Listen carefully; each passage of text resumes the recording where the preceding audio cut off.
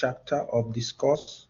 The fourth chapter is basically on network technology basics. What are the basics of understanding networks? Because networks is the foundation of cloud computing, and at the same time, cloud computing is advanced networks.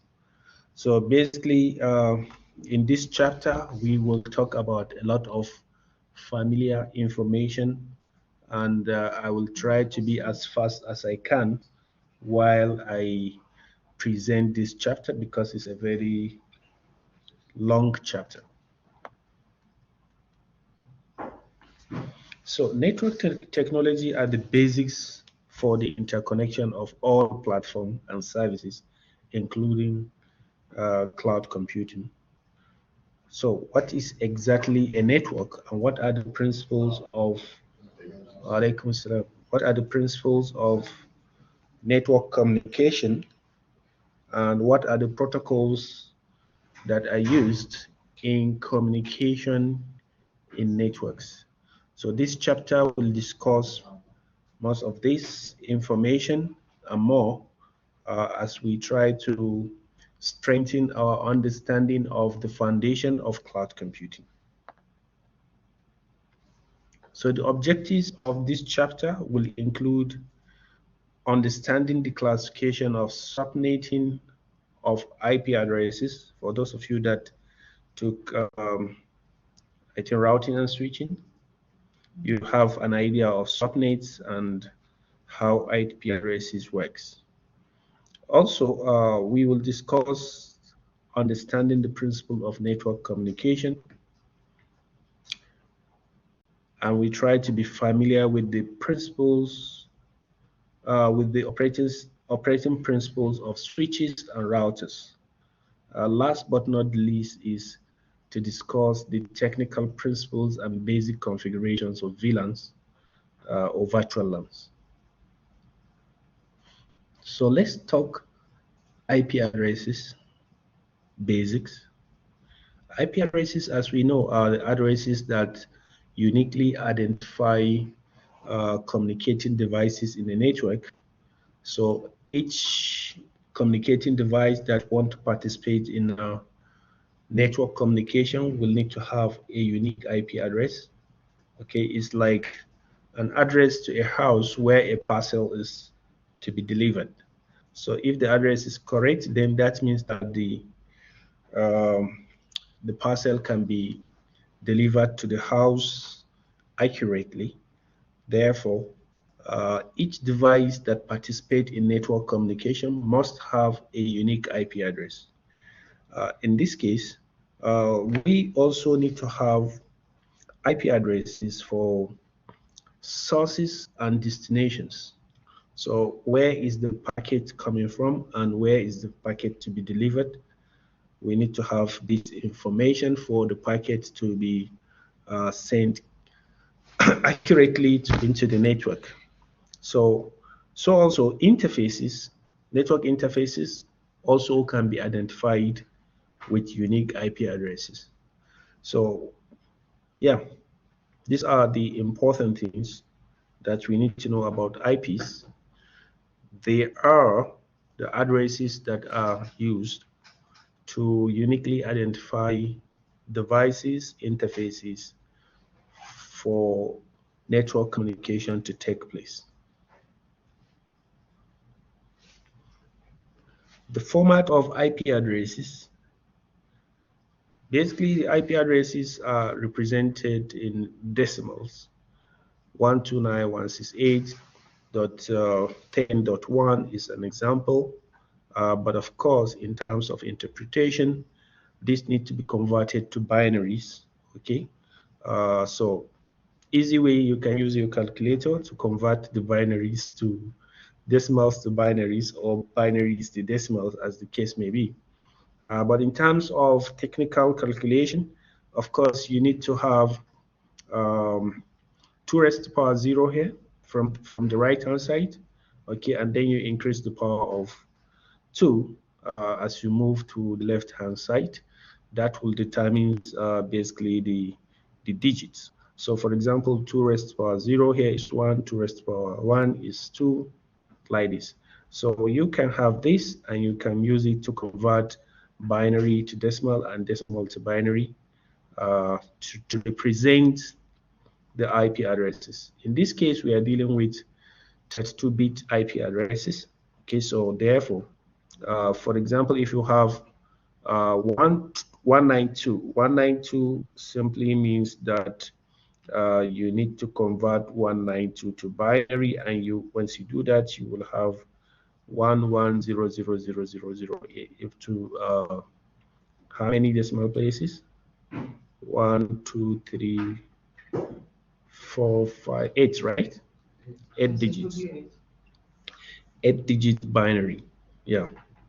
So if you have 110000, like it says here, okay, it means that this is 2 raised to power what? 7 and no, 2 raised to power 6 and this 2 raised to power 7. 2 raised to power 6 is 64 and 2 raised to power 7 is 128. So you need to add this and you're gonna have the 192 that we have. That's to say you reverse it the other way. Yes. IP addresses ranges from 0.0.0.0 up to 255.255.255.255.255. That means this is what 255.255 is what? The subnet mask, right? But again, if you convert it to binary, 255 will be what? It's 11111 up to, yes. So that's 255. You should convert it to binary. Yeah. So that means from 000 to full ones, 8 ones here, 8 ones here, 8 ones here in the subnet mask. So the structure of IP addresses, we have the portion for the network portion and we have the portion for the host portion. The network portion is this section where we have 192.168.10, while the last digit represents the host, basically. Okay, and of course you can have a host to be maybe the gateway, and it will be 1. Okay, so that is the host portion. And of course, the host portion can change according to whether you are dealing with a public or a private IP addresses. Yeah, so we have also the network portion for the subnet max, like I mentioned earlier, 255.255.255.0 will give you 255.255.255. These are full ones, right? And .0 is this. This is the host portion for the subnet max. We already know how to do this conversion from the last slides, right? So we got this. Okay. But for the subnet max is the one I'm referring to here. Okay, so you can do this calculation also, and you will get 255.255.255.0. So the 0 is the last portion, which is the host portion. Yeah, IP addresses have different classes. We have class A, class B, class C, D, and E. Mostly class A, B, C are the ones that are mostly used. Class A start with 0, class B start with 10, class C start with 110. Okay, so we can have the range of IP addresses in class A starting from 0 to 127, right? 127. 127 will be, yes. 127 class A. Okay, 127.255.255.255. But Professor, 127, I think they are using for troubleshooting. Okay. So it will be until 126. 126, okay. So we have the starting of Class B start with 128. If this end with 127, the next one is 128,000. Okay, and it ends at 191.255.255.255, and the next one starts with 192. That's this 191, this 192.0.0 this way. Okay, so all these are assigned to the host. Yeah, so mostly this class D are mostly used for multicast, and class E are used mostly for research. So mostly, in most literatures, they concentrate the discussion on class A, B, and C because uh, D and E are mostly used for multicast and this one for research based. So class A, 8-bit, you can have this as we have it here. Okay. Class B, 16-bit, as we have it also here. And class C, 24-bit, as we have it here. So on this is the host portion, and now this is the network portion. Okay, so basically this side, host portion, the first side is the network portion, as we explained here. The network portion this side, and the last bit is the host portion. So for class A, these are all the host portion, and this is the network portion. For class B, these are the host portion, these are the network portion. Yeah, we have also public IP addresses. These are the addresses assigned to devices according to regions of the world. ICANN are the ones that are responsible to assign these IP addresses to different regions of the world. And most of the regions of the world, they exhaust their IP addresses, and that's why we have IP version 6. And again, of course, some IPs are reusable, especially if we talk about the private IP addresses. The public IP addresses are the ones that are used for communication between internet devices, okay? Internet devices and networks. The private IP addresses that are the IP addresses that we use within an organization. Okay, so like an organization like CCQ can have private IP addresses assigned to devices within the network. So these IP addresses are reusable because you can have a device within the private IP that have the same IP in another private IP. For example, in CCQ, you can have a device that have a certain IP, and you can go to QU because they are also using a private IP. You can have a device that have the same IP, but because they are not within the same network, there will not be any conflict between them. But if it is public IP is not repeatable. Okay, it has to be unique. So that means that all devices must have unique IP addresses for public. Okay, but for private, yeah, there's that chance that within a private IP, private network, you can have like a device here that have an IP. If you go to another private network, you can find another device now that have the same IP with it.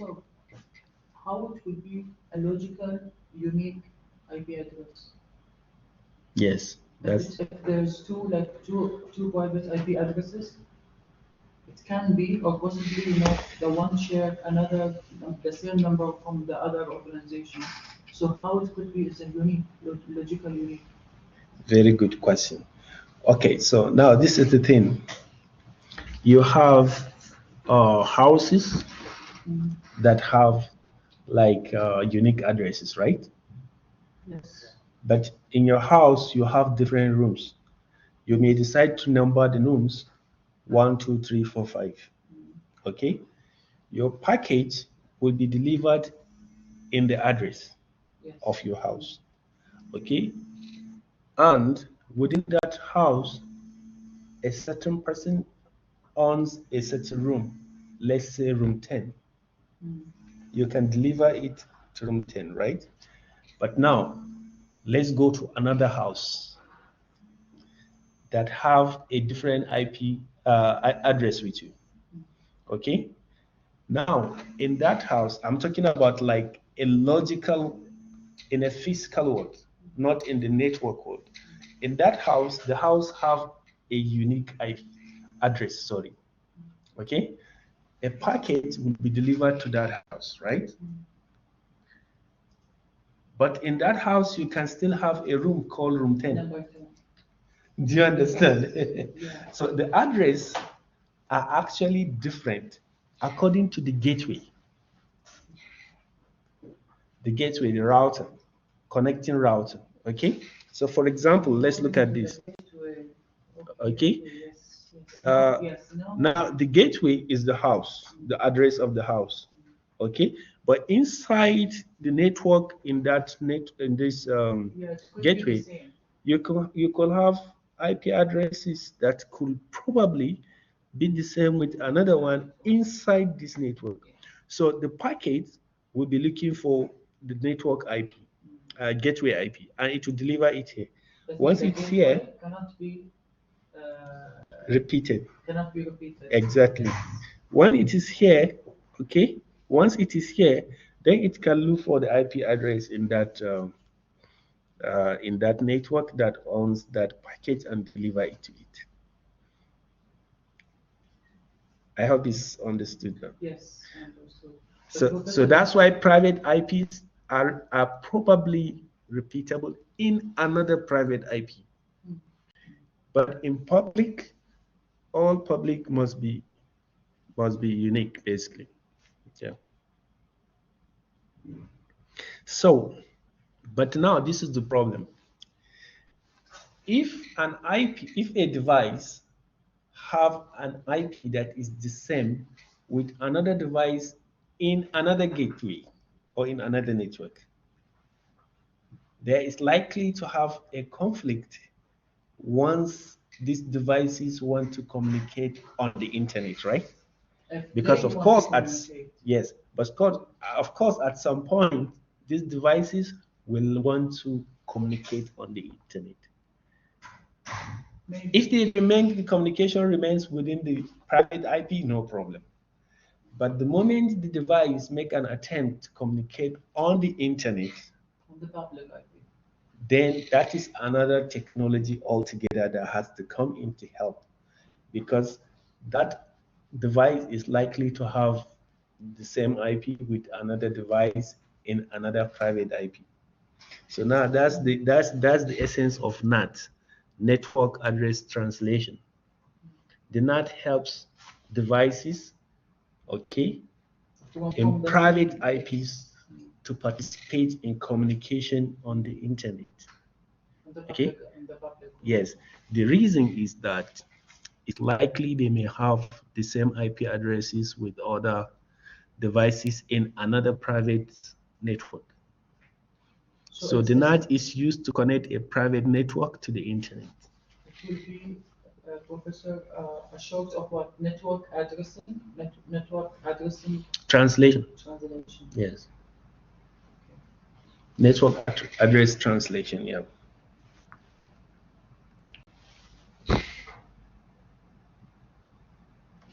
So basically, the NAT will help to avoid conflict. Okay, however, IP addresses of network devices in the lab network still need to be unique and avoid conflict. Yeah. So you can see some networks do not need to connect to the internet, and in that case, you don't need a NAT for that. Okay. For example, a network in a closed lab of a university. But of course, sometimes you may need to have this connection. Okay, so some IP addresses of class A, B, and C are reserved for this type of situation. This type of addresses are called private IP addresses. So this is where you have private IP addresses allocated to like universities or laboratories and stuff like this. Not Yep. countries, Professor. No, not country, private. Right. Private is for organizations, university, lab, like this, But public is for countries. Professor, it's not like every country in the world they have like their own Range of IP range. Yes. addresses allocated to them, yes. Not specifically countries, but regions. Regions. Yeah. Every region of the world have range of IP addresses allocated to them. And they Yes. have also their own, as a region, their own gateway. Yes, they can have their own gateway, yes. That's the essence of the ICANN, actually, this organization, ICANN.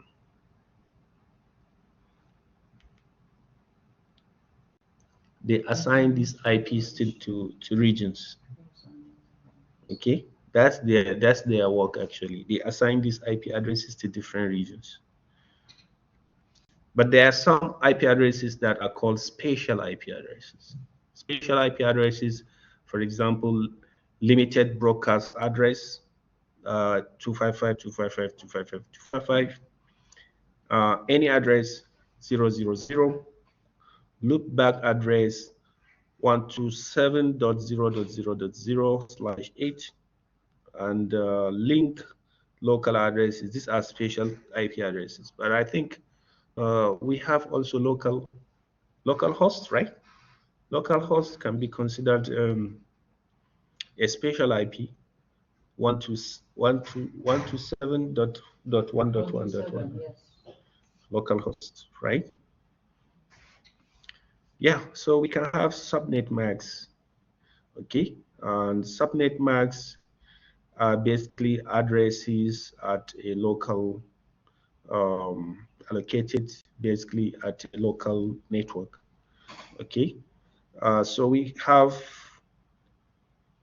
used to calculate network ID, okay, yeah, and host ID in an IP address. For example, we can have this. Yeah, so this is the network part, and this is the host part. Then we have another one for broadcast address, which are used as a spatial destination address to send data to all hosts on the network. A good example, like broadcast, if you want to send invitation for your wedding and you use bulk SMS. Bulk SMS, the same SMS will be broadcasted to all your contacts, right? Yes. Professor, is this IP address, the broadcast IP address, Yeah, the Apple using it in case of some new updates come to the iPhone? exactly.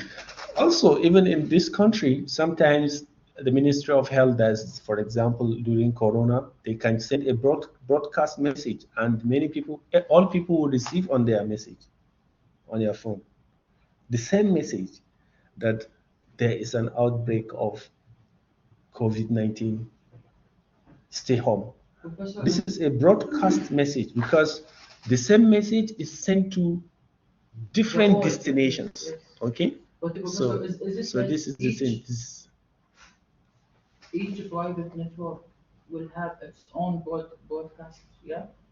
Yes, you can have yes, Yeah, because private otherwise, networks. if I send somebody any broadcast, the whole world will be having the same. Of course. So if you are, that means that you can broadcast within the range of IP addresses in your network. Okay, of course, not the whole world, but in your network. Okay. Then we have available addresses assigned to a node or an interface of a device on a network. This one is specific to interfaces or nodes.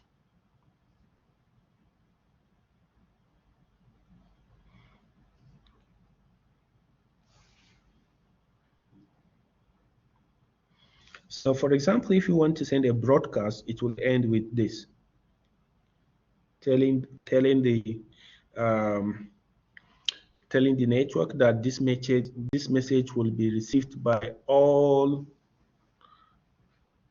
devices within this network. Ah, yes, yes. Okay, a packet is sent. It means that if you use this is 255 actually, right? So it So will be broadcast for all this under this network. exactly under this network. This will be class B, class C, this one class C. Yeah.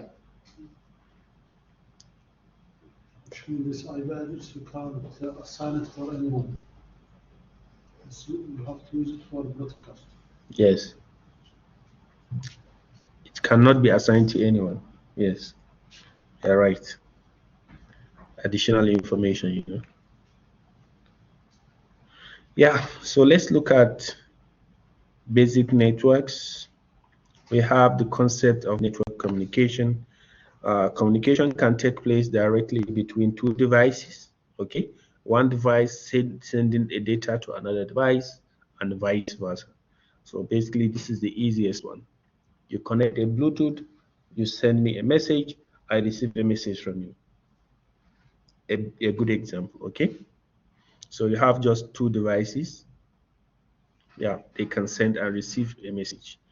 Then we have this, let's say this first, okay, whereby you have a router and you have, yes, you have devices within the same network communicating with each other. So also a message can be sent, or a data can be sent from one device to the router, and then the router will redirect or route it to another device, or to another device in another network. So this is also another form of communication. In this case, a gateway is used. Then the last one is when the data has to pass through the internet. Okay, so that means that now this is the difference. Do you know something about south north traffic and northeast traffic? South, north, Traffic and northeast traffic. Okay, so it's actually the same thing here. Basically, this traffic, even though it goes to the router but did not move out of the network. Okay, so this is a communication within the same network. Okay, this is like a horizontal type of communication. Now, this one, let's look at this. This one actually goes out of the network to another network. Okay, so you can download files from the internet and stuff like this. Okay, yes. So the data basically moves from one network to the internet and to another network. So this is another form of communication. This is direct pairing, or we can simply say peer-to-peer. This is communication within the same network. This is communication between devices in different networks. Professor, how it will be this on the same network? Because as what I know that once there's a router, that's mean connected between two different networks. Not always. Why I will need a router to be connected with my other devices in the same network? It's a very good question, but now look at it here. Uh, this device and this device, yeah, we can say this different network. Is it different network? No. It's different subnetworks. Yeah, yeah. We have a virtual. Virtual LANs? That will have to be with a switch. This one will be different subnet mask. Yeah, it will be different subnet max. So you're right. Sub networks.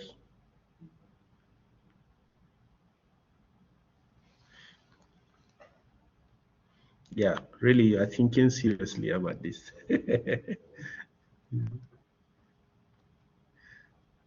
So this is the example we gave from the beginning.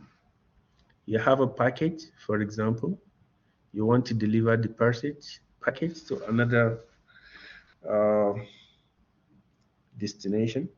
Okay, let's say the item is a phone. Okay, you want to send me a phone. I'm in Saudi. Then you send this phone to maybe Qatar Post, right? First of all, you need to package it. You package the phone and send it to Qatar Post.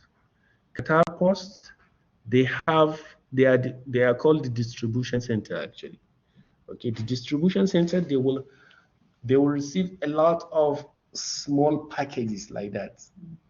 Okay, and then they will package it into a bigger parcel.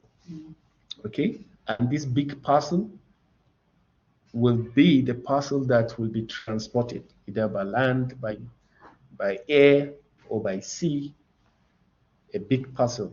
Okay, Like sometimes even containers, depending on the size of the parcel, the information basically. So when it arrives in the other country, it will arrive in this type of packaging done by the Qatar Post, for example. Then Saudi Post will receive it like this. But inside, there are a lot of other small information, right? So Saudi Post will be the ones to disembark it into smaller ones, right? And check the containers and see all these small packets. And then they will start calling, are you at home? I'm going to deliver your parcel. So once you receive the parcel, this is the package that you will receive. And then when you open it, you will see your phone, right? So this is the same way that data moves in the network. So now this is the data. This system wants to send the data. The first thing that happens is the data will be packaged into what is called a packet. A packet contains smaller data in it. Okay? So that means that you have a phone, you package it. You have a data, you package it and it becomes a packet. A packet contains a lot of data. Okay? So this is what will be sent to the router. Now, the router is like the distribution center, right? The router, once it receives the packet, the router have to convert the packet into what is called encapsulation. It will encapsulate the packets. After encapsulating the packet, it will send it through the internet to the next router at the next gateway where the address of the destination indicates on the packet. But because of course on the packet we have the source address and the destination address, right? So it delivers it here, which is similar to your distribution center here. Okay, so this router would have to disembark this packet, which is encapsulated. Before it goes into the internet, it will be encapsulated. So once it arrives as an encapsulated packet, it will be uh, decapsulated, okay, and it becomes packet again. Okay, then it send it to the destination, and the destination receives it as a packet, and the destination will disembark it into data, smaller data that is used. So this is basically a similar situation. They try to make a comparison of this process basically. So what is a gateway? A gateway, we can say, is the default next hop of the host. In other words, is the router that gives access to the network. Is the router that connects the network to the internet. That's the gateway. This is another gateway for this network, right? Okay. Yeah. The gateway mostly is .1, right? You can see also this one is .1. Takes this first host number on the host portion. This is the network portion. 192.196.1. Okay. .1.1. This last one is the what? The host, and the host is the router, gateway router. Okay. Likewise here, 192.168.2 is actually the network portion, and this is the host portion. Okay, but then this can start changing depending on the number of devices within the network. So you can have, that's why it's written X here. Okay, the next device within the network will be .2, the same network portion address, .2, .3, .4, this way. Likewise here, this is the network portion, and this is the host portion, which can be assigned to different devices within the gateway of this router, basically. So actually, a gateway is like the gate to a house. In the house, you can have many rooms, right?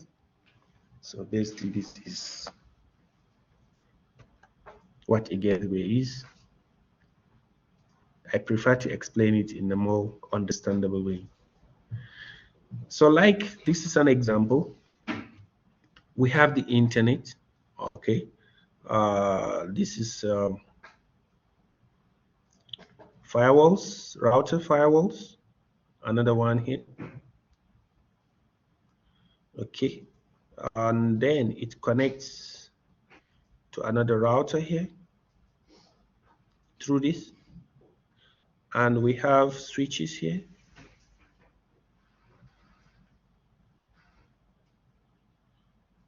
We have the access point here. Yeah, so we can have a number of subnets.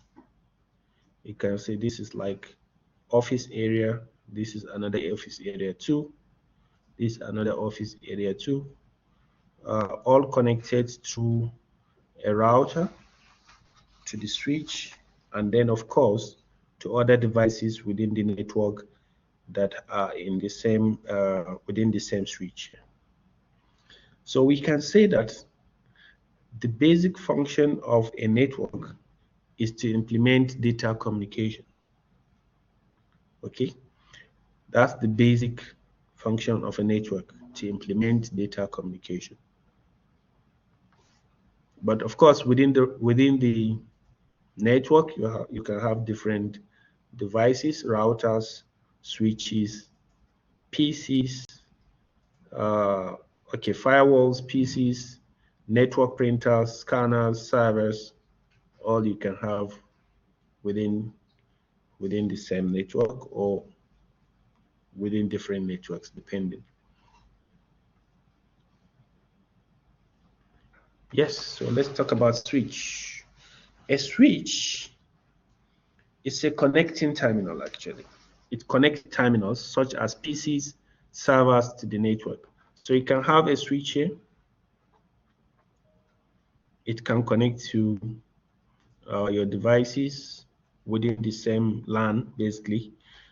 So you can have like servers and different PCs all can be connected within the same switch. Like what we have within this lab, you can have a switch connecting all the devices here.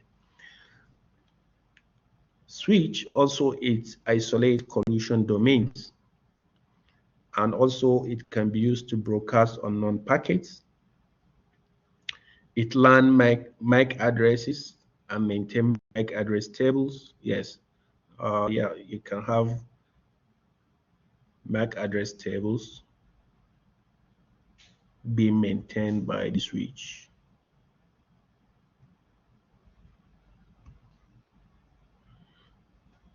And it also forward packets based on MAC addresses. Instead of IP addresses, the switch uses MAC addresses to forward packets. But the router do something different, because the router it forward packets based on what? Network. IP addresses. IP addresses. Yeah. So the switch uses MAC address to forward packets, while the router uses IP address to forward packets. So like let's see what's happening here. Yeah. So you can see here, this for router. Okay. It's forward based on IP address, basically IP packets. So it selects routes and forward IP packets. And also it implements communication between networks of the same type or of different types. So you can have one whole big network here, and you can have another network here. For device in network A to communicate with device in network B, a router is required, right? Yeah, because there are different domains. Exactly. Domain A and domain B. Exactly. So you need a router. So it implements communication between devices in different types of networks. It also isolates broadcast domains. So if you want to broadcast Will be inside the main domain, domains. yeah. Also, it maintains the routing table. Now, this is the thing. The switch, as we mentioned in the other one, maintains what? MAC address MAC table. address table. But the router, it maintains Routing table. routing table. Yeah. And of course, switch implement wireless access network and the NAT, No, network but we use on address. wired network, wired area network. White one, yeah. Yeah. Yeah. Wide area network. That is to say, connecting devices to the internet, actually. That's the one. Then, yeah, the NAT also, it helps to make devices within private networks to communicate, as we mentioned previously, to communicate on the internet. Then also, it connects layer 2 networks built through switches. So for example, this is a layer 2 switch. This is another layer 2 switch. Yeah, so you need a router basically to communicate between these two.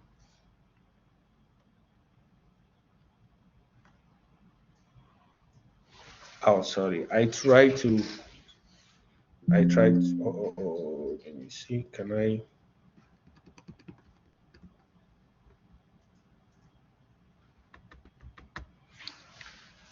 What's the difference between layer 2 switch and a router?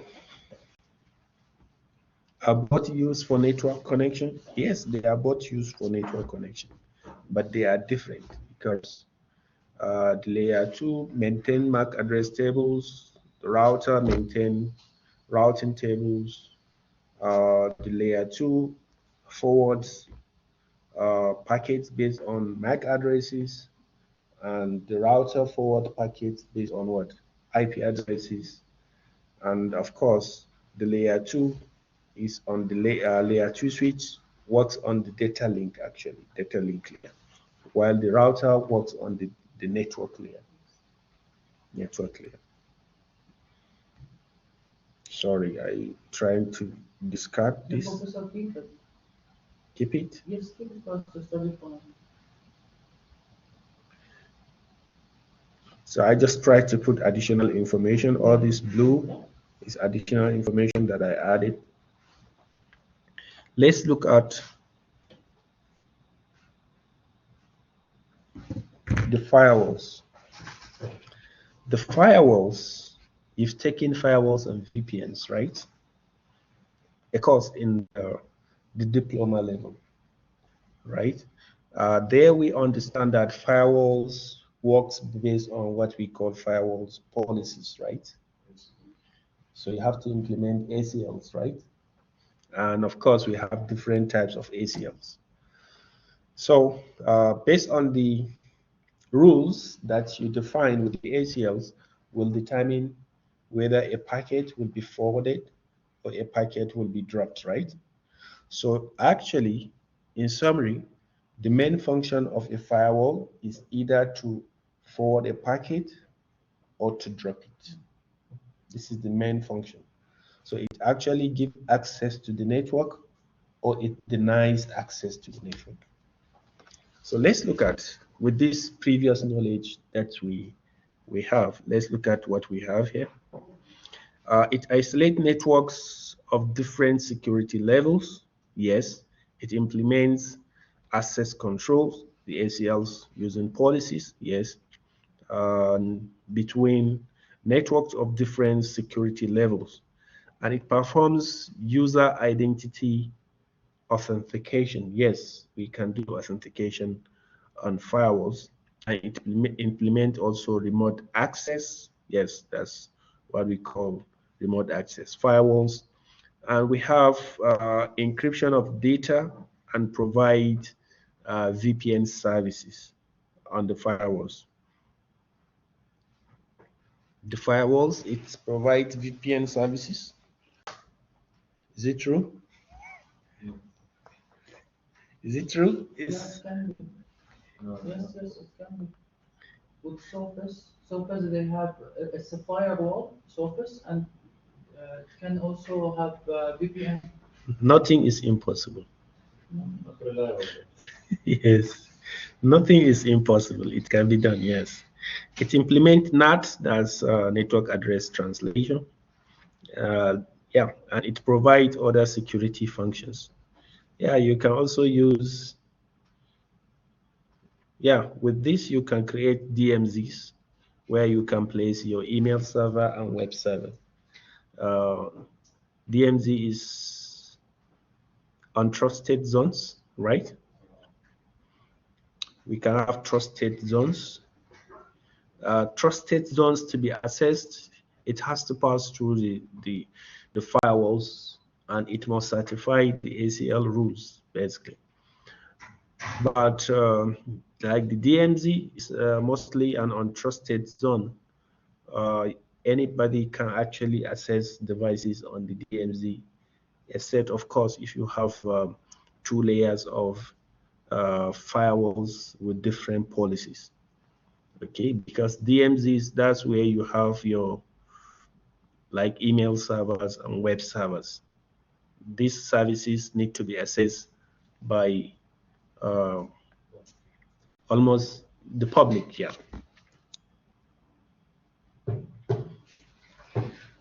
Yes. Then we go to the next section, network reference model and data encapsulation. We know about reference models, layer 1 to layer 7. Layer 1 is physical layer. Data on the physical layer moves in zeros and ones, basically in binary. So it transmits bits, right? Bits are zeros and ones, binary. Then the data link, that's where encapsulation of frames takes place. I just explained how the router had to encapsulate the data that's been sent by a device before forwarding it to the internet. Okay, then we have the network layer. Okay, it's a logical layer, and in the network layer, what type of protocol we have here? CP, UDP. No, IP. It's just IP actually. IP address, but that one will be on the Transport, yeah. So on the transport layer, we have the TCP UDP, and session layer determines and manages time sessions allocated to different actions, basically. Then we have the presentation layer and application layer. So these are the layers. We already know them before in other courses, so I won't waste much time. However, we have the standard TCP/IP model. This model uses just the data link, network, transport, and application layer. Okay, the OSI model is the one that contains all the 7 different layers, and the equivalent TCP/IP model is using a physical layer, data link, network layer, transport layer, and application layer. In the application layer, what are the things do we have? Like protocol that we have here is what? HTTP, HTTPS. Exactly. We have the HTTP, the HTTPS, and what again? Yeah, for network communication, these are the things. HTTP, HTTPS. Yes.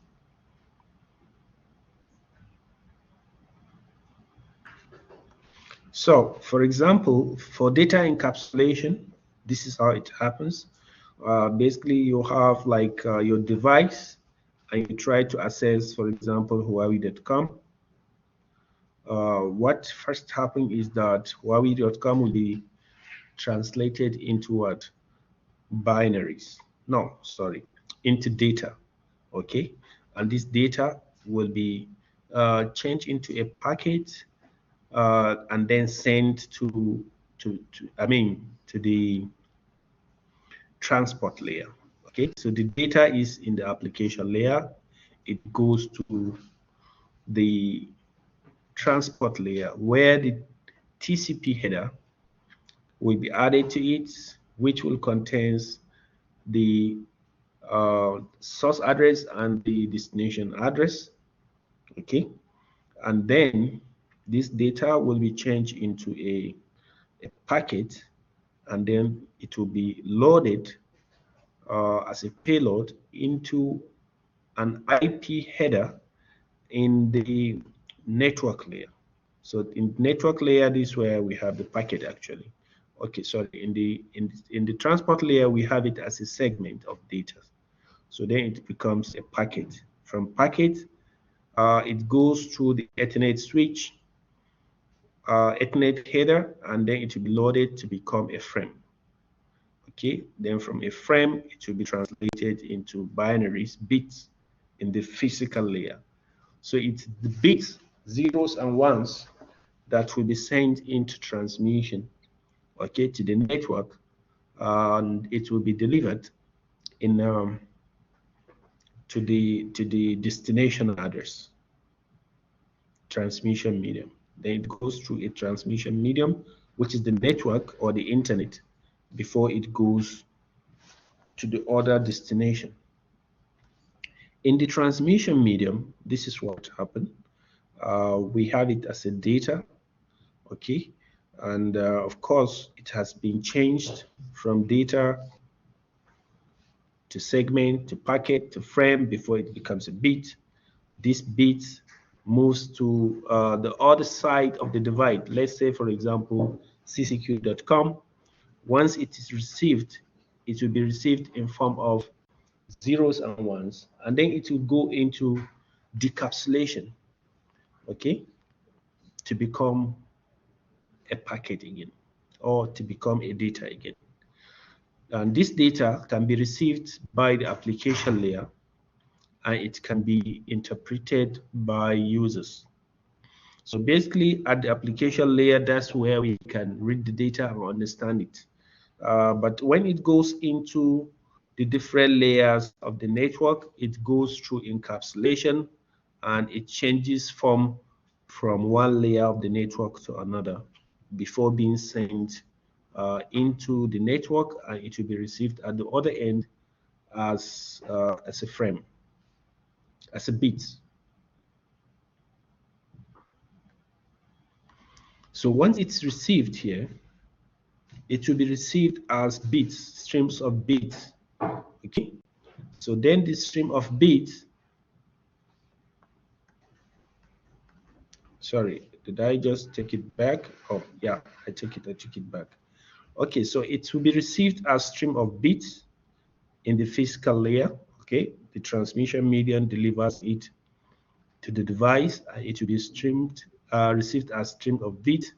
Then it goes to the data link and changed form to a frame, and then from a frame to packet, to segment, and to data again, as I explained earlier.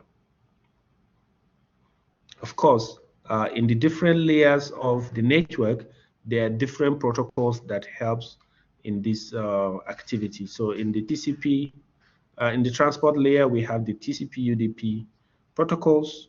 In the network, we have the IP, and in the data link, we have the Ethernet header that helps with the payload.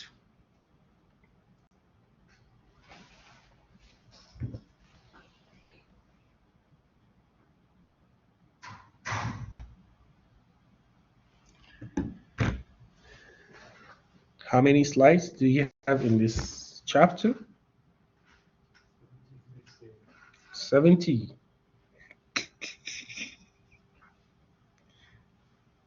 Oh goodness. I'm looking for a place to stop. Let's see. Well, actually, this is also familiar information, so we can browse through it immediately. Okay, we have the common TCP protocols, TCP IP protocols, which have the TCP IP header. Yeah, the header contains the different protocols that are used at different layers. At the application layer, we have the HTTP, Telnet, FTP. FTP is for what? File transfer. Yeah, file transfer. SMTP is for what? Simple mail transfer. Simple mail, for emails, right? TFTP is for what? I'm not sure too. DNS is for what? Domain name system. SNMP, network monitoring. Okay. DHCP. Yeah.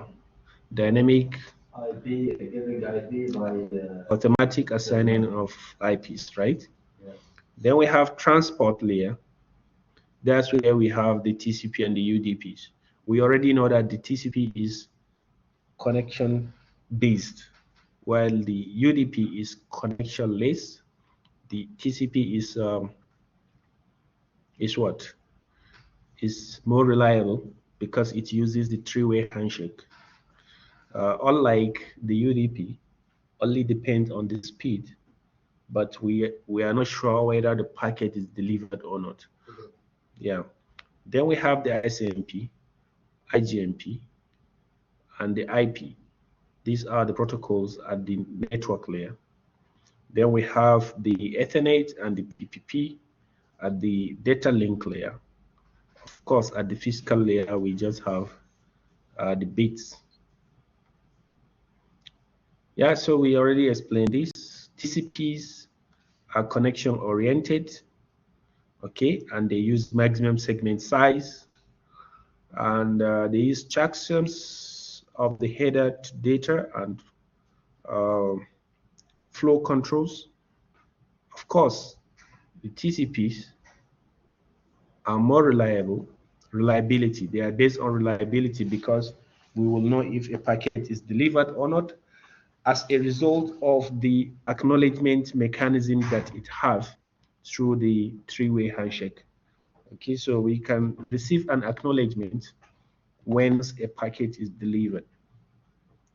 But if the packet is not delivered, we cannot have an acknowledgement. So that's the TCP. The UDP is connectionless, it's not reliable, and it doesn't provide acknowledgements once to know whether a packet is delivered or not. The most important function of it is mostly nowadays for streaming platforms like what we have on YouTube and gaming sites that depend on speeds, but they are not after reliability of the packet being delivered or not. Yeah, so these are the comparison table between TCP and UDP. You can read through that. Then we have the telnet, the SSH. Telnet is another unreliable protocol. SSH is secure shell. It's a reliable protocol, and it uses encryption. Yeah, it encrypts packets and send them. That's the most important function of telnets. So it deploys encryption and authentication mechanism. Did I say telnet? SSH, sorry. Yeah, so also this is the table that compares telnet and SSH. I think we can stop here. 40 slides, too much information. Keep.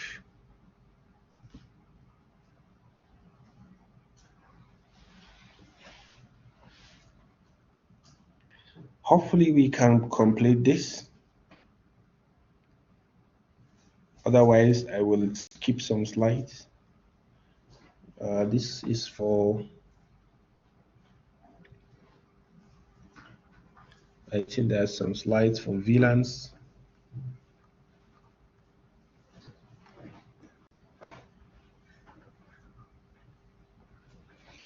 Yes.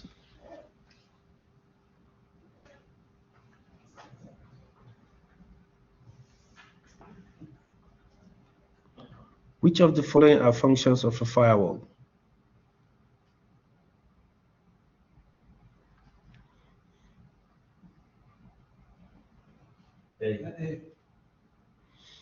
Isolating networks of different security levels, that's true.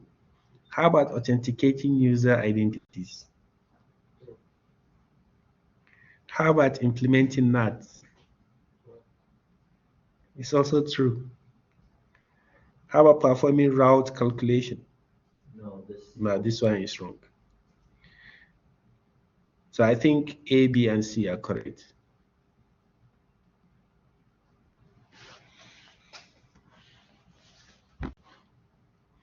And anyway, you can check the firewall's function. We just explained them now.